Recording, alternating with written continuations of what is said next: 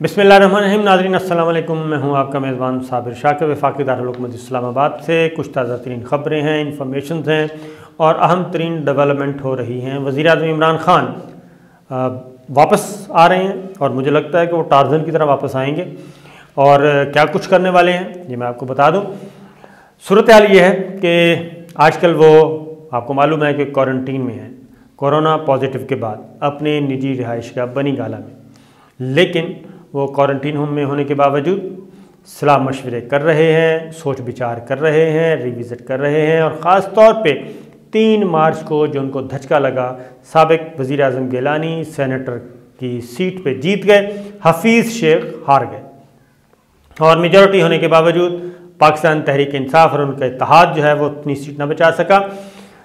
तो इन 2.5 साल में उनसे क्या गलतियाँ हुई, क्या कोताहियाँ हुई, कहाँ पे उनको यू टर्न लेने पड़े और कौन से यू टर्न सही थे और कौन से यू टर्न गलत थे और कौन से कंप्रोमाइज़ ऐसे थे जो ना करते तो वो आज इस हालत में ना होते। ये सारी बातें उन्होंने सोची और अब उनकी सोच विचार के बाद अब ज़रा थोड़ा सा वो आ रहे हैं और फ्रंट फुट पे खेलने वाले हैं। ये ख़बरें आपको देता हूँ कैसे खेलने वाले हैं, लेकिन सबसे 2-3 छोटी छोटी बातें पहले सुन लीजिए। और वो है कि कोरोना ख़तरनाक होता जा रहा है। प्रेसिडेंट ऑफ पाकिस्तान हमारे सदर ममलिकत डॉक्टर आरिफ अलवी, उनको भी कोरोना पॉजिटिव हो गया है और वज़ीर दिफा परवेज़ खटक साहब, उनका भी कोरोना पॉजिटिव आ चुका है। तो कहने का मतलब ये है ख़तरनाक बीमारी है, ख़तरनाक वबाई मर्ज़ है, कुछ नहीं देखती, गरीब अमीर का फ़र्क नहीं देख रही और जितना ज़्यादा बचा जा सके बचना चाहिए। इसलिए एहतियात बहुत ज़्यादा ज़रूरी है और सोशल डिस्टेंस रखिए, समाजी दूरियां रखिए और ये वक्त की अहम तरीन ज़रूरत है। तो ख़तरनाक बीमारी फैलती जा रही है और पंजाब और खैबर पख्तूनख्वा ये 2 इस वक्त इसके हदफ हैं। कश्मीर में भी काफ़ी ख़तरनाक सूरत हाल है। तो मैं आपसे यही दरख्वास्त करूँगा कि जनाब बचें, जितना हो सकता है एहतियात कीजिए। अब आते हैं वफाकी काबीना में रद्दोबदल का फैसला। वज़ीर आज़म इमरान ख़ान अब नाकारा और नॉन इलेक्टेड लोगों को फ़ारिग कर रहे हैं एक एक करके। नदीम बाबर फ़ारिग किया जा चुका उनको और उसके बाद अगली बारी हफीज़ शेख की, अगला निशाना हफीज़ शेख बने। मुशीर ख़जाना थे, असद उमर साहब को हटा के उनको लाया गया था मुशीर ख़जाना और उसके बाद उनको वज़ीर बनाया गया 6 माह के लिए। आइन में गुंजाइश है कि उनको 6 माह के लिए किसी भी शख्स को वज़ीर बनाया जा सकता है। उन्होंने वज़ारत का हल्फ लिया और उसके बाद इम्कान यही था कि उनको सेनेटर भी बना दिया जाएगा, सेनेटर बन जाएंगे, लेकिन गिलानी साहब जीत गए और हफीज़ शेख साहब हार गए। उसके बाद हफीज़ शेख को क्यों हटाया गया? हफीज़ शेख साहब के बारे में जी वफाकी काबीना के अरकान वज़ीर आज़म इमरान ख़ान के सामने ज़रा झिझकते हैं वज़रा और खुलकर बात नहीं करते, क्योंकि उनको डर होता है कि पता नहीं कौन सी बात खान साहब को बुरी लगे और बहुत ज़्यादा बुरी लगे। तो ये एक तरीका भी है इक़्तिदार की राहदारियाँ और ऐवान इक़्तिदार और इस तरह के जो बड़े बड़े घरों में, बड़े बड़े महल्लात में, बड़े बड़े ऑफिसेज़ में जब पहुँचते हैं लोग, कोई भी ओहदा, मैं क्योंकि ज़ाती तौर पर कुछ तजुर्बात हैं तो बराह रास्त लोगों से इस तरह के अहम शख्सियात से पिछले 20 साल से वास्ता भी रहा। तो उसमें ये होता है बहुत ज़्यादा वो देखते हैं कि मिजाज यार कैसा है, बस उसी तरह की गुफ्तगू की जाती है। तो हफीज़ शेख साहब के बारे में मुआशी पॉलिसियाँ बहुत ज़्यादा तनकीद हो रही थी, बहुत ज़्यादा क्रिटिसाइज़ किया जा रहा था। महंगाई बहुत बढ़ रही थी और टैक्स पे टैक्स लगाए जा रहे थे, कीमतें बढ़ाई जा रही थी। जो IMF से मुतालबात आते थे वो आगे फॉरवर्ड कर दिए जाते थे और जो आम आदमी है वो पिस रहा है। और उसका नुकसान किसको हो रहा था? पाकिस्तान तहरीक इंसाफ और इमरान ख़ान साहब को। और उनकी काबीना के लोग डिफेंड नहीं कर पा रहे थे मीडिया में आके और निजी गुफ्तगू में भी, और सारे डरते थे कि वज़ीर आज़म इमरान ख़ान तक कैसे बातें पहुँचाएँ हम। और अगली बात ये थी कि जो भी पॉलिसीज़ बनती थी, महंगाई होती थी, टैक्स आयद होते थे, इन पे जवाब किसको देना पड़ता था?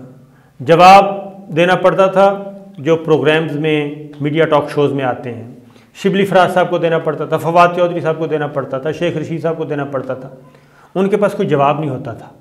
असद उमर साहब को देना पड़ता था, उनके पास भी कोई जवाब नहीं होता था कि ये सारा कुछ क्या हो रहा है। यानी यकदम एक गधे पे भी अगर आपने बोझ डालना हो तो उसकी सकत देखी जाती है कि कितना कि ये वज़न उठा सकता है। तो अवाम भी एक हद तक बोझ उठा सकते हैं महंगाई का, लेकिन उससे ज़्यादा बोझ डाला जाए तो फिर बगावत होती है और लोग उठते हैं और लोग निकलते हैं। तो ये वो चीज़ थी।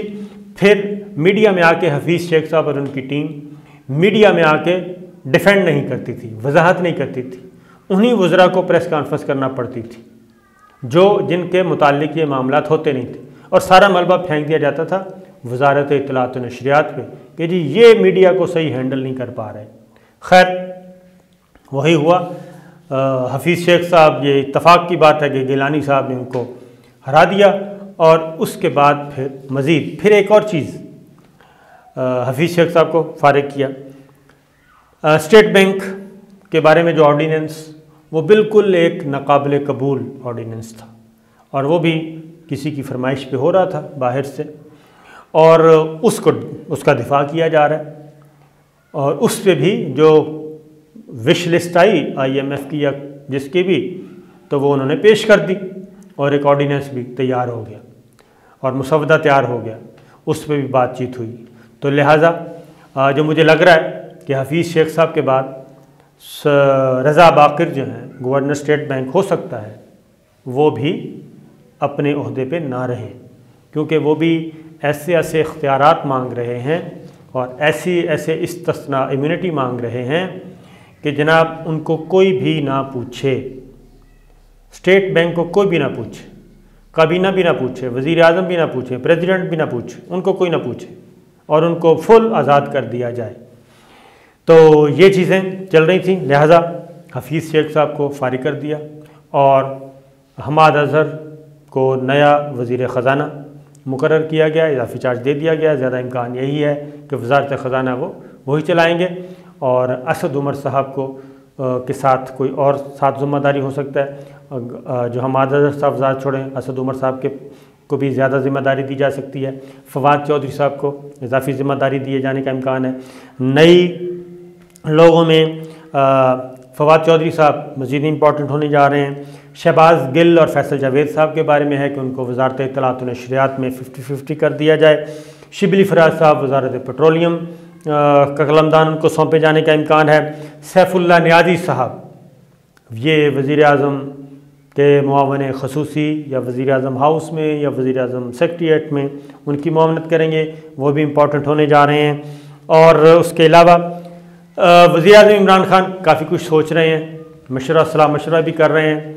और एक और ख़बर भी दे दूं कि उनका एक नेगेटिव आ चुका है कोरोना का टेस्ट, और दूसरा होना है, और वो भी इम्कान यही है कि वो भी इंशाअल्लाह नेगेटिव आ जाएगा।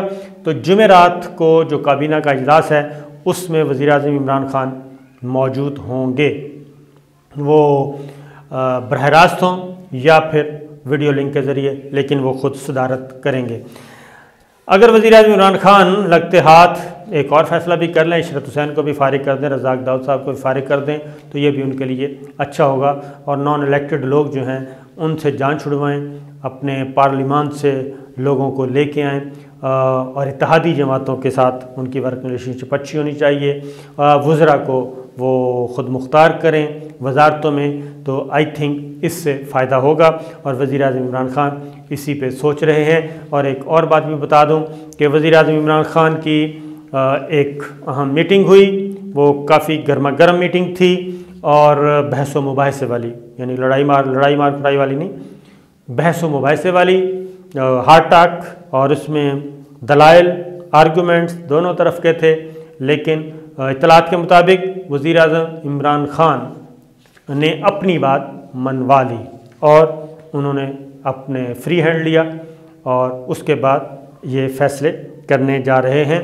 इसी तरीके से बलूचिस्तान अवामी पार्टी को काबीना में नुमाइंदगी दी जाएगी। MQM का एक और नुमाइंदगी हो सकती है, Q लीग को भी हो सकती है, और शाहज़ैन बुगटी साहब को भी कुछ ना कुछ मिल सकता है। तो तो ये चीज़ें हो रही हैं। और ख़ास तौर पे उसके बाद शिबली फराज साहब ने इस बात की तस्दीक की कि हफीज़ शेख साहब को कारकर्दगी की बुनियाद पर हटाया गया, क्योंकि हफीज़ शेख को कंटिन्यू करने के लिए एक तजवीज़ आई थी और वो थी कि पंजाब से एक सेनेटर को फ़ारिग किया जाए, यानी कि PTI के एक सेनेटर से इस्तीफ़ा ले लिया जाए और उस खाली नशिस्त पे हफीज़ शेख साहब को सेनेटर बना के लाया जाए और वो कंटिन्यू करें। लेकिन वज़ीर आज़म इमरान ख़ान ने इस तजवीज़ को कबूल नहीं किया। तो असद उमर साहब को हटा के हफीज़ शेख साहब को लाया गया था और जिस गलत तरीके से असद उमर साहब को फ़ारिग किया गया, उसी गलत तरीके से हफीज़ शेख साहब को भी फ़ारिग कर दिया गया है। और हफीज़ शेख साहब जो हैं, देखते हैं कि कब वो बैरून मुल्क रवाना होते हैं।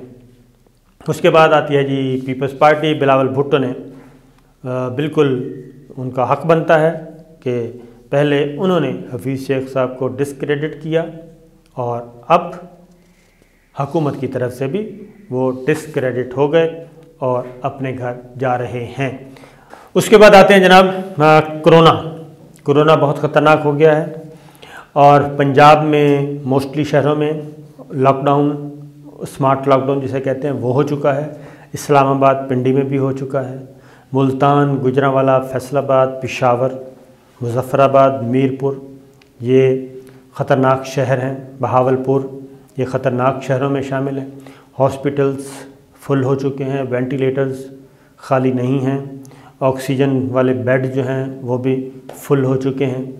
तो इब्तदाई पहले मरहले में तमाम तकरीबात पे पाबंदी आयद कर दी गई है और सख्तियाँ आयद की गई हैं। लेकिन ये ख़बर मैं आपको दे रहा हूँ कि अगर पब्लिक ने सपोर्ट ना किया, आवाम ने सपोर्ट ना किया, तो फिर क्या होगा? फिर ये होगा जनाब कि ये कर्फ्यू की तरफ सिचुएशन जा सकती है। सख्त तरीन लॉकडाउन, घरों में बंद होगा, दफ़ा 144 नाफिज की जाएगी, क्योंकि पॉजिटिविटी रेट जो है वो 20% से ऊपर है इस वक्त मजमूई तौर पर। यानी किसी भी शहर में, ये जिन शहरों का नाम लिया है, एवरेज 20% से ऊपर की रेशो है। अगर आप 1 लाख शहरियों का टेस्ट करें तो 20,000 शहरी जो हैं वो पॉजिटिव निकल रहे हैं। ये मैं आपको, क्योंकि हमारे यहाँ टेस्ट बहुत कम हो रहा है और इसलिए उस कम टेस्ट में भी सैकड़ों मरीज़ जो हैं वो सामने आ रहे हैं। अगर ये टेस्ट बढ़ा दिया जाए तो पता नहीं कितने ही लोग हमारे इर्द गिर्द जो हैं वो कोरोना पॉजिटिव के साथ फिर रहे हैं।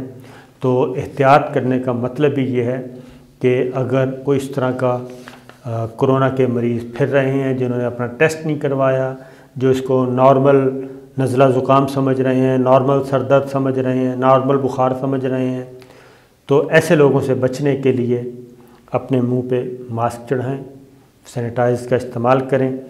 तो ये है, और यही सूरत हाल वज़ीर आज़म भी इंतबाह कर चुके हैं और वज़ीर आला पंजाब भी मुतनब्बे कर चुके हैं।